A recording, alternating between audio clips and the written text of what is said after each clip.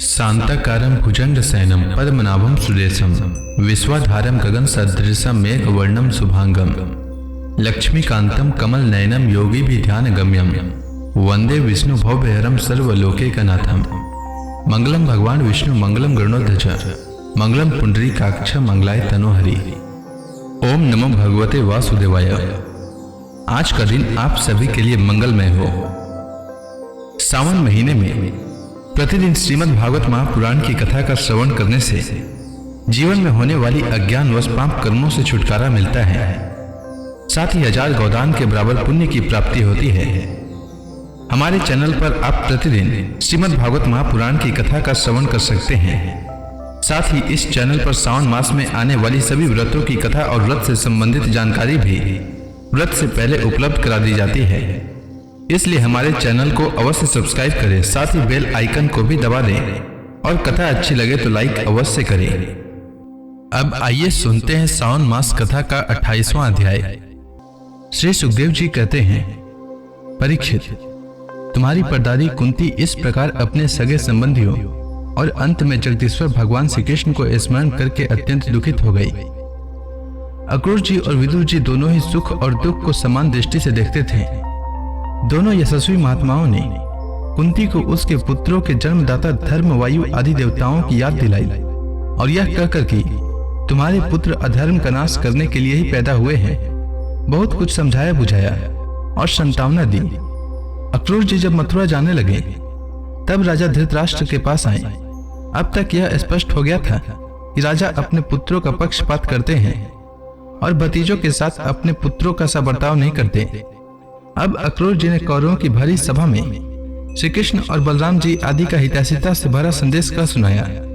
अक्रूर जी ने कहा, महाराज धृतराष्ट्र जी, आप कुरुवंशियों की उज्जवल कीर्ति को और भी बढ़ाइए। आपको यह काम विशेष रूप से इसलिए भी करना चाहिए कि अपने भाई पांडु के परलोक जाने पर अब आप राज सिंहासन के अधिकारी हुए हैं। आप धर्म से पृथ्वी का पालन कीजिए, अपने सद्व्यवहार से प्रजा को प्रसन्न रखिए और अपने स्वजनों के साथ समान बर्ताव कीजिए। ऐसा करने से ही आपको लोक में यश और परलोक में सद्गति प्राप्त होगी। यदि आप इसके विपरीत आचरण करेंगे तो इस लोक में आपकी निंदा होगी और मरने के बाद आपको नरक में जाना पड़ेगा। इसलिए अपने पुत्रों और पांडवों के साथ समानता का बर्ताव कीजिए। आप जानते हैं कि इस संसार में कभी कहीं कोई किसी के साथ सदा नहीं रह सकता। जिनसे जुड़े हुए हैं उनसे एक दिन बिछुड़ना पड़ेगा ही। राजन, यह बात अपने सदीद के लिए भी सोलो आने सत्य है। फिर स्त्री, पुत्र, धन आदि को छोड़कर जाना पड़ेगा। इसके विषय में तो कहना ही क्या है। जीव अकेला ही पैदा होता है और अकेला ही मर कर जाता है। अपनी करनी धरनी का पाप पुण्य का फल भी अकेला ही भुगतता है। जिन स्त्री पुत्रों को हम अपना समझते हैं वे तो हम तुम्हारे अपने हैं। हमारा भरण पोषण करना तुम्हारा धर्म है। इस प्रकार की बातें बनाकर मूर्ख प्राणी के अधर्म से इकट्ठे किए हुए धन को लूट लेते हैं। जैसे जल में रहने वाले जंतुओं के सर्वस्व जल को उन्हीं के संबंधी चाट जाते हैं।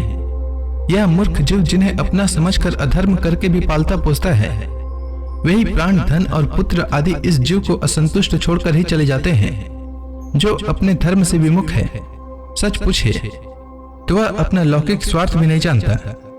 जिनके लिए वह धर्म करता है वे तो उसे छोड़ ही देंगे। उसे कभी संतोष का अनुभव न होगा और वह अपने पापों की गठरी सिर पर लादकर स्वयं घोर नरक में जाएगा। इसलिए महाराज, यह बात समझ लीजिए कि यह दुनिया 4 दिन की चांदनी है, सपने का खिलवाड़ है, जादू का तमाशा है और हे मनोराज्य मात्र। आप अपने प्रयत्न से, अपनी शक्ति से चित्त को रोकिए। ममता वश पक्षपात न कीजिए। आप समर्थ हैं, समत्व में स्थित हो जाइए और इस संसार की ओर से उपराम शांत हो जाइए। राजा धृतराष्ट्र ने कहा, दानपते अक्रूर जी, आप मेरे कल्याण की, भले की बात कर रहे हैं। जैसे मरने वाले को अमृत मिल जाए तो वह उससे तृप्त नहीं हो सकता, वैसे ही मैं भी आपकी इन बातों से तृप्त नहीं हो रहा हूं। फिर भी हमारे हितैषी अक्रूर जी, मेरे चंचल चित्त में आपकी यह प्रिय शिक्षा तनिक भी नहीं ठहर रही है, क्योंकि मेरा हृदय पुत्रों की ममता के कारण अत्यंत विषम हो रहा है। जैसे स्फटिक पर्वत के शिखर पर एक बार बिजली कौंधती है और दूसरे ही क्षण अंतर्धान हो जाती है, वही दशा आपके उपदेशों की है। अक्रूर जी, सुना है कि सर्वशक्तिमान भगवान पृथ्वी का भार उतारने के लिए यदुकुल में अवतीर्ण हुए हैं। ऐसा कौन पुरुष है जो उनके विधान में उलटफेर कर सके? उनकी जैसी इच्छा होगी वही होगा। भगवान की माया का मार्ग अचिंत्य है। इसी माया के द्वारा इस संसार की सृष्टि करके वे इसमें प्रवेश करते हैं और कर्म तथा कर्म फलों का विभाजन कर देते हैं। इस संसार चक्र की बेरोक टोक चाल में उनकी अचिंत्य लीला शक्ति के अतिरिक्त और कोई कारण नहीं है। मैं उन्हीं परमेश्वरीय शक्तिशाली प्रभु को नमस्कार करता हूँ। श्री सुखदेव जी कहते हैं, इस प्रकार अक्रूर जी महाराज धृतराष्ट्र का अभिप्राय जानकर और कुरुवंशी स्वजन संबंधियों से प्रेम पूर्वक अनुमति लेकर मथुरा लौट आए। परीक्षित, उन्होंने वहां भगवान श्री कृष्ण और बलराम जी के सामने धृतराष्ट्र का वह सारा व्यवहार बर्ताव जो वे पांडवों के साथ करते थे कह सुनाया, क्योंकि उनको हस्तिनापुर भेजने का वास्तव में उद्देश्य भी यही था। श्री सुखदेव जी कहते हैं, भरत वंश शिरोमणि परीक्षित, कंस की 2 रानियां थी, अस्ति और प्राप्ति। पति की मृत्यु से उन्हें बड़ा दुख हुआ और वे अपने पिता की राजधानी में चली गईं। उन दोनों का पिता था मगध राज जरासंध। उससे उन्होंने बड़े दुख के साथ अपने विधवा होने के कारण का वर्णन किया। परीक्षित, यह अप्रिय समाचार सुनकर पहले तो जरासंध को बड़ा शोक हुआ, परंतु पीछे वह क्रोध से तिलमिला उठा। उसने यह निश्चय करके कि मैं पृथ्वी पर एक भी यदुवंशी को रहने नहीं दूंगा।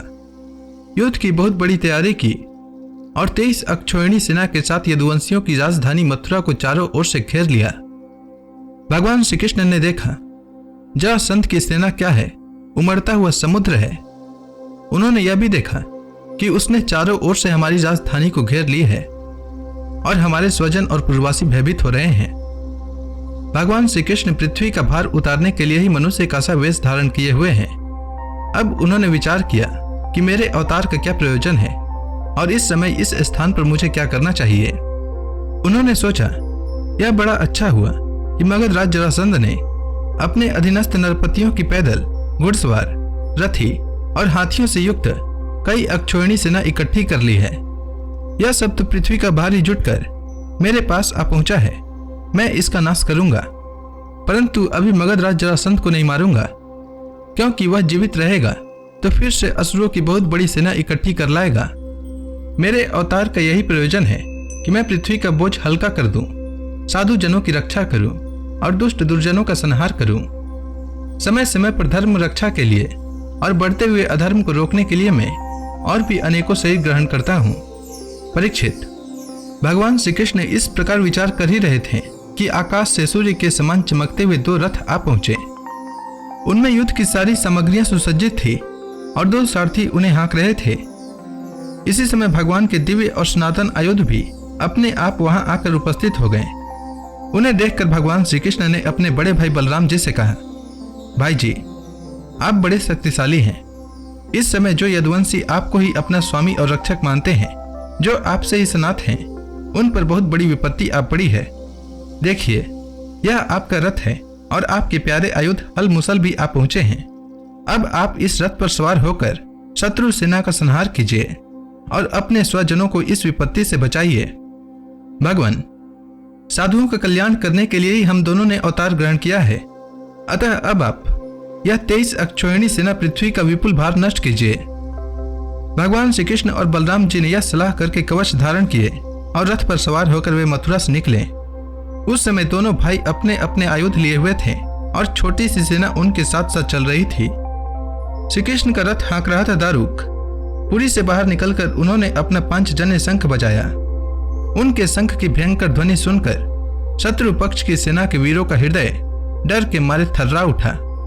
उन्हें देखकर मगध राज जरासंध ने कहा, पुरुषोत्तम कृष्ण, तू तो अभी नीरा बच्चा है। अकेले तेरे साथ लड़ने में मुझे लज्जा आ रही है। इतने दिनों तक तू न जाने कहां कहां छिपा फिरता था। मंद, तू तो अपने मामा का हत्यारा है, इसलिए मैं तेरे साथ नहीं लड़ सकता। जा, मेरे सामने से भाग जा। बलराम, यदि तेरे चित्त में यह श्रद्धा हो कि युद्ध में मरने पर स्वर्ग मिलता है तो तू आ, हिम्मत बांध कर मुझसे लड़। मेरे बाणों से छिन्न भिन्न हुए अपने शरीर को यहां छोड़कर स्वर्ग में जा, अथवा यदि तुझ में शक्ति हो तो मुझे ही मार डाल। भगवान श्री कृष्ण ने कहा, मगधराज, जो सूरवीर होते हैं वे तुम्हारी तरह डिंगे नहीं हाँकते, वे तो अपना बल पौरुष ही दिखलाते हैं। देखो, अब तुम्हारी मृत्यु तुम्हारे सिर पर नाच रही है। तुम वैसे ही अकबक कर रहे हो जैसे मरने के समय कोई सन्निपात का रोगी करे। बक लो, मैं तुम्हारी बात पर ध्यान नहीं देता। श्री सुखदेव जी कहते हैं, परीक्षित, जैसे वायु बादलों से सूर्य को और धुएं से आग को ढक लेती है, किंतु वास्तव में वे ढकते नहीं, उनका प्रकाश फिर फैलता ही है, वैसे ही मगधराज जरासंध ने भगवान श्री कृष्ण और बलराम जी के सामने आकर अपनी बहुत बड़ी बलवान और अपार सेना के द्वारा उन्हें चारों ओर से घेर लिया। यहां तक कि उनकी सेना, रथ, ध्वजा, घोड़ों और सारथी का दिखना भी बंद हो गया। मथुरापुरी की स्त्रियां अपने महलों की अटारियों, छज्जों और फाटकों पर चढ़कर युद्ध का कौतुक देख रही थी। जब उन्होंने देखा कि युद्ध भूमि में भगवान श्री कृष्ण की गरुड़ चिन्ह से चिन्हित और बलराम जी की ताल चिन्ह से चिन्हित ध्वजा वाले रथ नहीं दिख रहे हैं, तब वे शोक के आवेग से मूर्छित हो गईं। जब भगवान श्री कृष्ण ने देखा कि शत्रु सेना के वीर हमारी सेना पर इस प्रकार बाणों की वर्षा कर रहे हैं, मानो बादल पानी की अनगिनत बूंदें बरसा रहे हों, और हमारी सेना उससे अत्यंत पीड़ित, व्यथित हो रही है, तब उन्होंने अपने देवता और असुर दोनों से सम्मानित सारंग धनुष का टंकार किया। इसके बाद वे तरकस से बाण निकालने, उन्हें धनुष पर चढ़ाने और धनुष की डोरी खींचकर झुंड के झुंड बाण छोड़ने लगे। उस समय उनका वह धनुष इतनी फुर्ती से घूम रहा था मानो कोई बड़े वेग से लुकारी घुमा रहा हो। इस प्रकार भगवान श्री कृष्ण जरासंध की चतुरांगिणी, हाथी, घोड़े, रथ और पैदल सेना का संहार करने लगे। इससे बहुत से हाथियों के सिर फट गए और वे मर मर कर गिरने लगे। बाणों की बौछार से अनेकों घोड़ों के सिर धड़ से अलग हो गए। घोड़े, ध्वजा, सारथी और रथियों के नष्ट हो जाने से बहुत से रथ बेकाम हो गए। पैदल सेना की बाहें, जांग और सिर आदि अंग प्रत्यंग कट कट कर गिर पड़े। उस युद्ध में अपार तेजस्वी भगवान बलराम जी ने अपने मुसल की चोट से बहुत से मतवाले शत्रुओं को मार मार कर उनके अंग प्रत्यंग से निकले हुए खून की सैकड़ों नदियां बहा दी। कहीं मनुष्य कट रहे थे तो कहीं हाथी और घोड़े छटपटा रहे थे। उन नदियों में मनुष्यों की भुजाएं सांप के समान जान पड़ती और सिर इस प्रकार मालूम पड़ते मानो कछुओं की भीड़ लग गई हो। मरे हुए हाथी दीप जैसे और घोड़े ग्रहों के समान जान पड़ते। हाथ और जांघें मछलियों की तरह, मनुष्यों के केस सेवार के समान, धनुष तरंगों की भांति और अस्त्र शस्त्र लता और तिनकों के समान जान पड़ते। ढाले ऐसे मालूम पड़ती मानो भयंकर भंवर हो। बहुमूल्य मणियां और आभूषण पत्थर के रोड़ों और कंकड़ों के समान बहे जा रहे थे। उन नदियों को देखकर कायर पुरुष डर रहे थे और वीरों का आपस में खूब उत्साह बढ़ रहा था। परीक्षित, जरासंध की वह सेना समुद्र के समान दुर्गम, भयावह और बड़ी कठिनाई से जीतने योग्य थी, परंतु भगवान श्री कृष्ण और बलराम जी ने थोड़े ही समय में उसे नष्ट कर डाला। वे सारे जगत के स्वामी हैं, उनके लिए एक सेना का नाश कर देना केवल खिलवाड़ ही तो है। परीक्षित, भगवान के गुण अनंत हैं। वे खेल खेल में ही तीनों लोकों की उत्पत्ति, स्थिति और संहार करते हैं। उनके लिए यह कोई बड़ी बात नहीं है कि वे शत्रुओं की सेना का इस प्रकार बात ही बात में सत्यानाश कर दें। तथापि जब वे मनुष्य का सा वेश धारण करके मनुष्य किसी लीला करते हैं, तब उसका भी वर्णन किया ही जाता है। इस प्रकार जरासंध की सारी सेना मारी गई, रथ भी टूट गया, शरीर में केवल प्राण बाकी रहे। तब भगवान श्री बलराम जी ने जैसे एक सिंह दूसरे सिंह को पकड़ लेता है, वैसे ही बलपूर्वक महाबली जरासंध को पकड़ लिया। जरासंध ने पहले बहुत से विपक्षी नरपतियों का वध किया था, परंतु आज उसे बलराम जी वरुण की फांसी और मनुष्यों के फंदे से बांध रहे थे। भगवान श्री कृष्ण ने यह सोचकर कि यह छोड़ दिया जाएगा तो और भी सेना इकट्ठी करके लाएगा तथा हम सहज ही पृथ्वी का भार उतार सकेंगे, बलराम जी को रोक दिया। बड़े बड़े सूरवीर जरासंध का सम्मान करते थे, इसलिए उसे इस बात पर बड़ी लज्जा मालूम हुई कि मुझे श्री कृष्ण और बलराम जी ने दया करके दिन की भांति छोड़ दिया है। अब उसने तपस्या करने का निश्चय किया, परंतु रास्ते में उसके साथी नरपतियों ने बहुत समझाया कि राजन, यदुवंशियों में क्या रखा है, वे आपको बिल्कुल ही पराजित नहीं कर सकते थे। आपको प्रारब्धवश ही नीचा देखना पड़ा है। उन लोगों ने भगवान की इच्छा, फिर विजय प्राप्त करने की आशा आदि बतलाकर तथा लौकिक दृष्टांत एवं युक्तियां दे देकर यह बात समझा दी कि आपको तपस्या नहीं करनी चाहिए। परीक्षित, उस समय मगध राज जरासंध की सारी सेना मर चुकी थी। भगवान बलराम जी ने उपेक्षा पूर्वक उसे छोड़ दिया था। इससे वह बहुत उदास होकर अपने देश मगध को चला गया। परीक्षित, भगवान श्री कृष्ण की सेना में किसी का बाल भी बांका न हुआ और उन्होंने जरासंध की 23 अक्षौहिणी सेना पर, जो समुद्र के समान थी, सहज ही विजय प्राप्त कर ली। तो इसी के साथ यह अध्याय समाप्त हुआ। इसके आगे की कथा मैं कल के अध्याय में सुनाऊंगा। तब तक के लिए भगवान हरि का नाम लेते रहें। तो प्रेम से बोलिए भगवान विष्णु की जय, श्री कृष्ण भगवान की जय, समस्त देवी देवताओं की जय।